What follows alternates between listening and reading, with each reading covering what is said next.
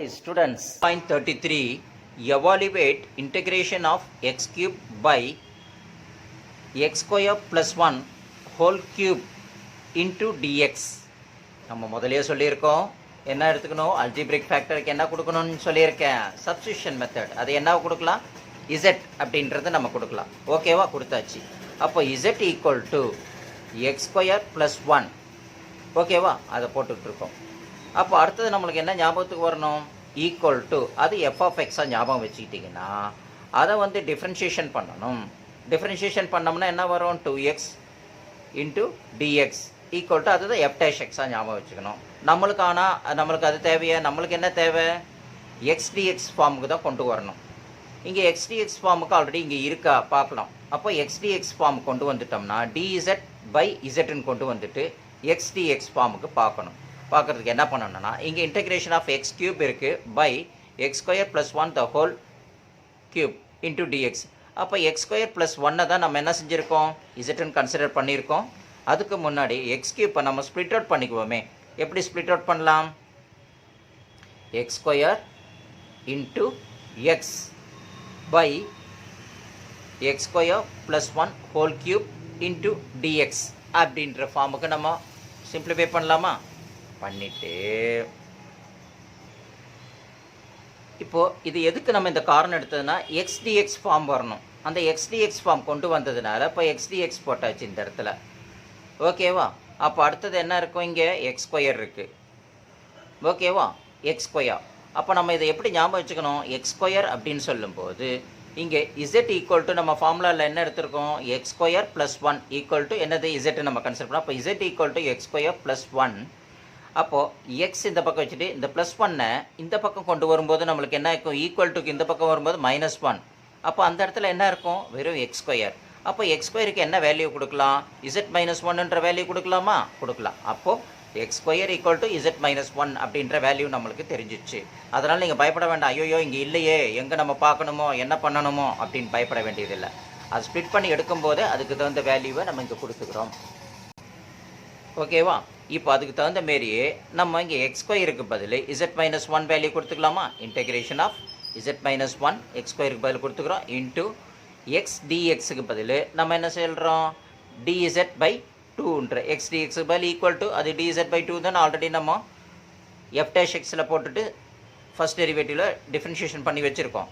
அதுக்கு பதில் இந்த எக்ஸ் டிஎக்ஸுக்கு பதில் இங்கே X DX is equal to DZ பைன்றதுனால அதுக்கு பதில் நம்ம டிஇசட் பை 2ன்றதை போட்டுக்கிறோம். பை கீழே என்ன இருக்குது, இங்கே இது ரெண்டு தான் சிம்பிளிஃபை, எக்ஸ் ஸ்கொயர் ப்ளஸ் 1 தான் என்ன சிம்பிளிஃபை இசட்னப்போ இசட் கியூப் போட்டுக்கலாமா. சிம்பிளிஃபைட் ஃபார்மில் ஃபைனலாக நம்ம கொண்டு வந்துட்டோம். கொண்டு வந்தவொடனே இன்னொன்று கவனிக்கணும், இங்கே யார் ஒழிஞ்சிட்ருக்காங்க, 1/2ன்ற கான்ஸ்டன்ட் ஒழிஞ்சிட்ருக்காங்க. இவரையும் வெளியில் அனுப்பிக்கணும்.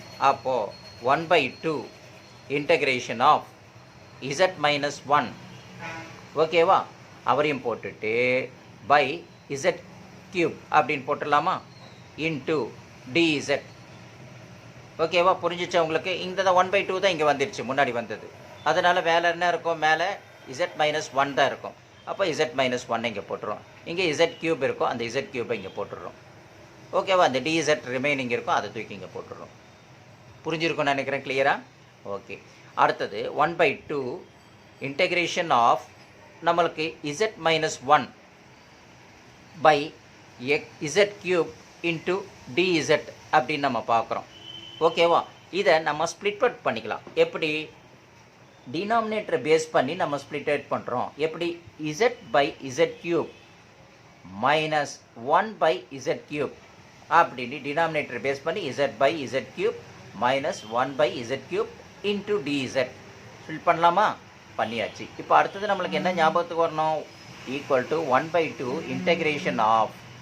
ஓகேவா, இந்த இசட்டுக்கும் இங்கே இருக்கிற இசட்லேயும் கியூப்பில் இருக்கிறது ஒன்று கட் பண்ணிக்கலாம். எப்படி, என்ன கண்டிஷன், லாஸ் ஆஃப் இண்டீசஸ் படிச்சிருக்கோம் சின்ன கிளாஸஸில்.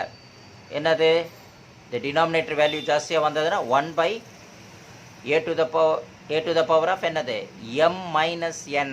அப்போ m-n அப்படின்னு சொல்லும்போது நம்மளுக்கு என்ன இருக்கும், இசட் ஸ்கொயர் அப்படின்ற வேல்யூ வந்திருக்கும். அப்போ 1/z ஸ்கொயர் ஒன்று லெஸ் பண்ணிக்கிறோம், அவ்வளோதான். அதை கேன்சல் பண்ணும்போது அதோட போட்டுட்டு 1z ஸ்கொயர் மைனஸ் இங்கே என்ன இருக்குது 1/z கியூப் இன்ட்டு டிஇசட் அப்படின்னு நம்ம கொண்டு வந்துடுறோம். இனியும் நம்மளுக்கு என்ன செய்யலை, இன்னும் இன்டெகிரேஷனோட ஃபார்முக்கு வரல, நம்ம இன்னும் கொஞ்சம் கொஞ்சமாக முயற்சி எடுத்துகிட்டு இருக்கோம். இப்போ அடுத்தது 1/2 integration of z to the power of, இதை வந்து பவரை வந்து மேலே கொண்டு போகும்போது -2 ஆகிடுது. ஏன்னா இப்போ தான் நம்ம இன்டெகிரேஷன் ஃபார்முக்குள்ளே நெருங்கிட்டோம்.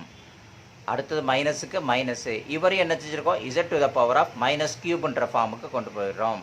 கொண்டு போயிட்டு இன்ட்டு இசட். இப்போ என்ன செய்யுது, நம்மளுக்கு கன்ஃபார்ம்டு ஃபார்ம் வந்தாச்சு. என்னது, இன்டெகிரேஷனோட போடக்கூடிய ஃபுல் எலிஜிபிலிட்டியை நம்ம ரீச் பண்ணிட்டோம். இன்டெகிரேஷன் ஃபார்ம் அப்ளை பண்ணலாம் அப்படின்னும் போது anything to the power of என்னது x to the power of n அப்படின்ற ஃபார்ம் உடனே டக்குன்னு நம்மளோட ஞாபகத்துக்கு என்ன வரும், இன்டெகிரேஷன் ஆஃப் என்னது x to the power of n into dx equal to x to the power of n + 1 bringing the power as a denominator இல்லை n + 1 plus c, n is not equal to -1.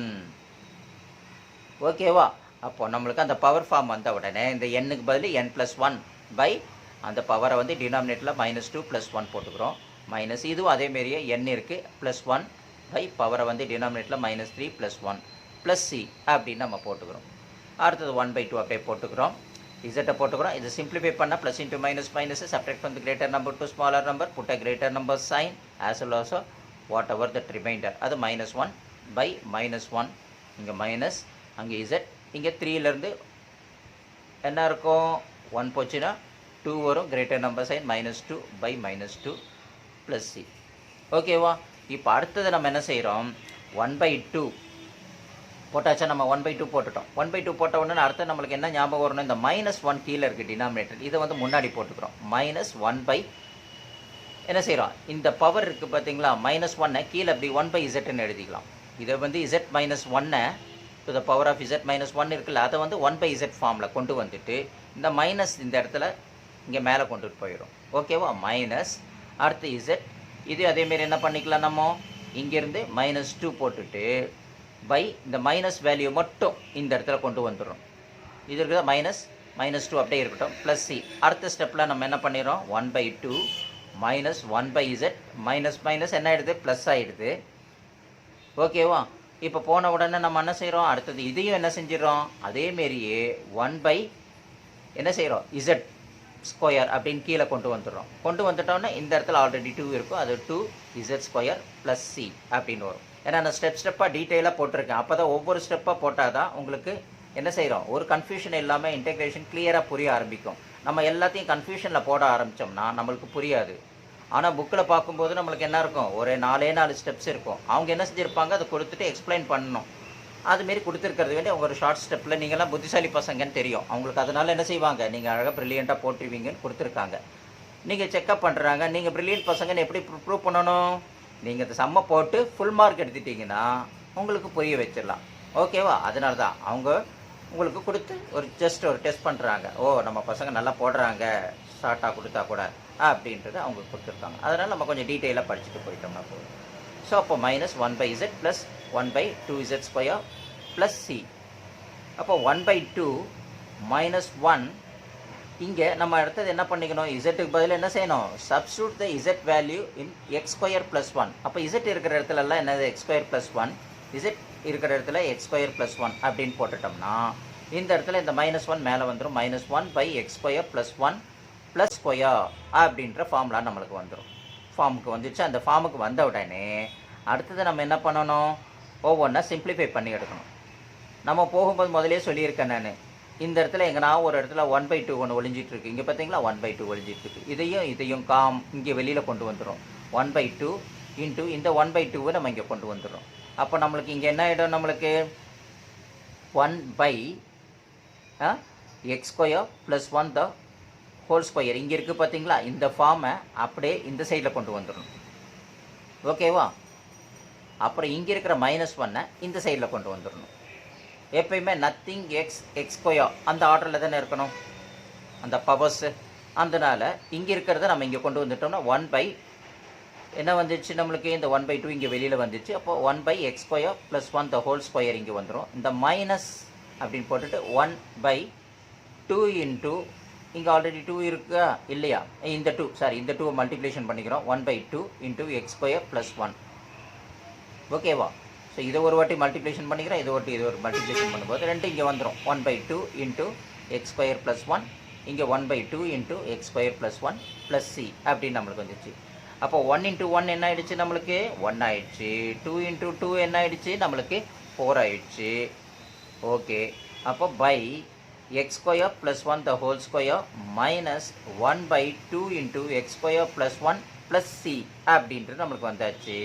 அப்போ நம்ம எடுத்தது என்ன steps எழுதலாம், இது combine பண்ணி எழுதிக்கலாமா? 1 into 1 1ன்னு போட்டுக்கிட்டு by 4 x square plus 1 the whole square minus 1/2 x square plus 1 அப்படின்ற ஃபார்முக்கு கொண்டு வந்துட்டு கடைசியில் என்ன செய்யலாம், நம்ம ப்ளஸ் சி அப்படின்றத நம்ம போட்டுக்கணும். ஓகேவா? அவ்வளோதான். இது போட்டு முடித்தாதான், இந்த ப்ளஸ் சி போட்டால் தான் என்ன இருக்கும் நம்மளுக்கு கடைசியில் நம்ம இன்டெகிரேஷன் பண்ணி முடித்தது கூட ஒரு அத்தாரிட்டி, ஒரு ஆத்தரைசேஷன் சைன் வாங்குகிறோம் பார்த்தீங்களா நம்ம, அதுமாரி ஒரு ஐடென்டிட்டி மாரி இன்டெகிரேஷன் போட்டு முடிச்சாச்சுன்னா அது ப்ளஸ் சி போடுறோம். எப்படி இன்டெகிரேஷன் வர்றதுக்கு முன்னாடி நம்மளுக்கு டிஎக்ஸோ இல்லை டிஇசட்டோ அந்த வேல்யூ எடுக்கிறோம், அதேமாரி இசட்டோட முடிச்சிடக்கூடாது. இங்கே இசட் எடுக்கும்போது இசட்டோட என்ன சப்ஸ்டியூஷன் பண்ணியிருக்கோமோ, because it is a substitution method, அதனால் அந்த சப்ஸ்டியூஷன் வேல்யூஸை தூக்கி அங்கே உள்ள சப்ஸ்டியூஷன் பண்ணி போட்டால் தான் நம்மளுக்கு ஃபைனல் ஆன்சருக்கு ஃபுல் மார்க் கிடைக்கும். புரியுதுங்களா? அதனால் நம்ம அதையும் நல்லா ஞாபகத்துக்கு கவனித்து வச்சுக்கிட்டு நம்ம அதுக்கு தகுந்த மாரி என்ன செஞ்சிடணும், போட்டு எடுத்துக்கணும். அதேமாரி இங்கே வெளியில் 1/2 இருக்குது, 1/2 இதோட ஒன்று எடுத்துகிட்டு இருக்கோம், இங்கே இதோட ஒரு மல்டிப்ளிகேஷன் பண்ணிகிட்ருக்கோம். அப்போ இங்கே இருக்கிற ஒரு வேல்யூ தூக்கி நம்ம வெளியில் எடுத்திருக்கோம், இருந்தாலும் இங்கே இருக்கிறது உள்ளே இருக்கிறது மல்டிப்ளிகேஷன் பண்ணும்போது திரும்பி 1/2 அப்படியே வந்துடும். இதை தூக்கி இங்கே போட்டுக்கிறோம், இதை தூக்கி இந்த பக்கம் போட்டுக்கிறோம். ஓகேவா? நல்லா க்ளீனாக பார்த்துக்கோங்க. அந்த ஸ்டெப்ஸ் எல்லாம் க்ளீனாக பார்த்துக்கிட்டு நம்ம அடிக்கடி ப்ராக்டிஸ் பண்ணிக்கிட்டே இருந்தோம்னா ஈஸியாக வந்துடும், ஒன்றுமே இல்லை. ஓகேவா?